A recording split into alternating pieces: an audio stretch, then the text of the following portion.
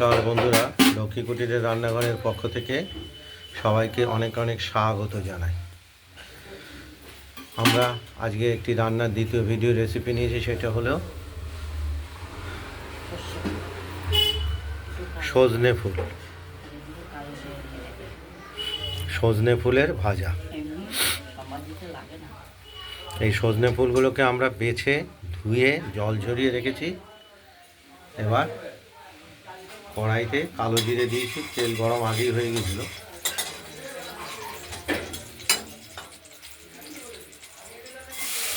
এবার সজনে ফুলগুলো দিয়ে দিলাম।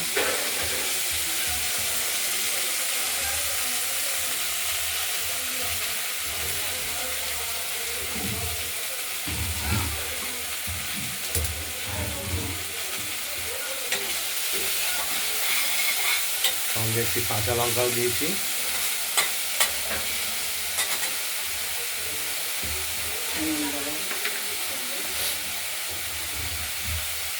স্বাদ মতো লবণ দিয়ে দিলাম।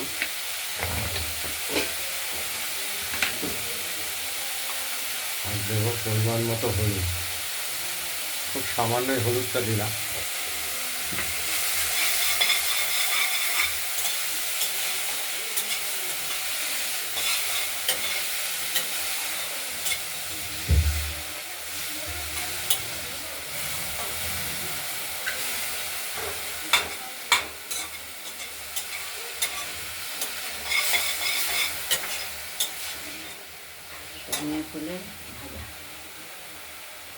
সজনে ফুলের ভাজা বা শাক ভাজা, সজনে ফুলের শাকের মতো ভাজা।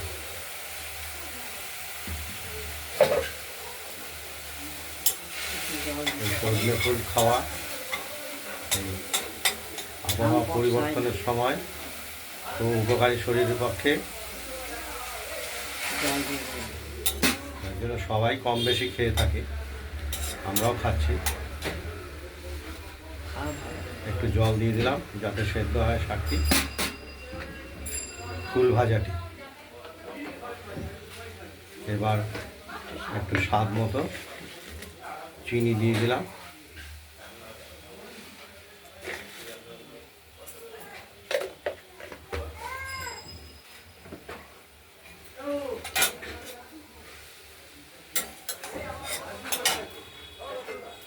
ঢাকা দিয়ে দিলাম, দেখতে থাকুন।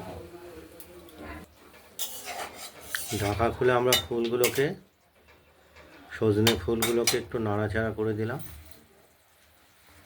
জল এখনও আছে, জল না হলে তো সেদ্ধ হবে না ফুলগুলো।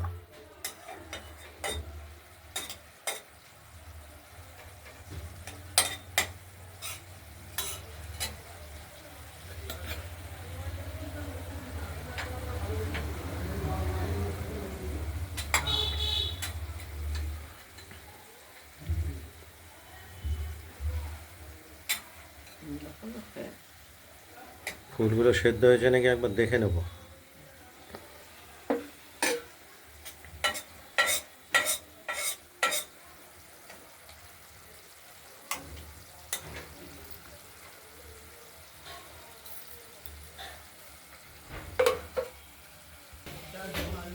আমাদের সজনে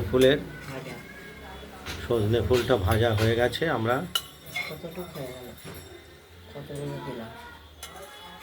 জলটাও শুকিয়ে গেছে, ফুলটাও সেদ্ধ হয়ে গেছে। নুন, ঝাল, মিষ্টি সব ঠিকঠাক। আমরা বাটিতে নামিয়ে রাখলাম।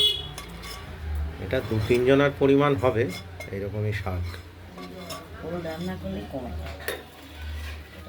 খুব সুস্বাদু, শরীরের পক্ষে উপকারী, দেখতেই পাচ্ছেন।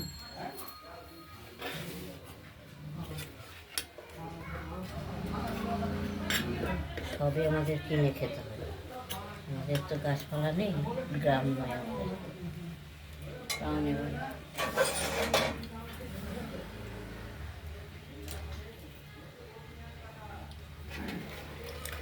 অপূর্ব টেস্ট সজনে ফুলের শাকের মতো করে ভাজা। আপনাদের যদি এই সজনে ফুলের শাক ভাজা রেসিপিটি ভালো লাগে তাহলে আপনারা এই সজনে ফুলের শাক ভাজার রেসিপিটি বানিয়ে ফেলুন, ভাতে খেতে খুব ভালো। দিয়ে আমাকে কমেন্টে জানাবেন আপনাদের সজনে ফুলের শাক ভাজাটি কীরকম হয়েছে। রান্নার ভিডিওটি ভালো লাগলে লাইক করবেন, শেয়ার করবেন, আর আমাদের রান্না বান্নাটা ভালো লাগলে সাবস্ক্রাইব করে রাখবেন। আজ এই পর্যন্তই। ভালো থাকবেন, সুস্থ থাকবেন, সাবধানে থাকবেন। এর আগামী দিনে আরও অনেক রকম রান্না বান্না নিয়ে আমরা হাজির হব আপনাদের কাছে। নমস্কার।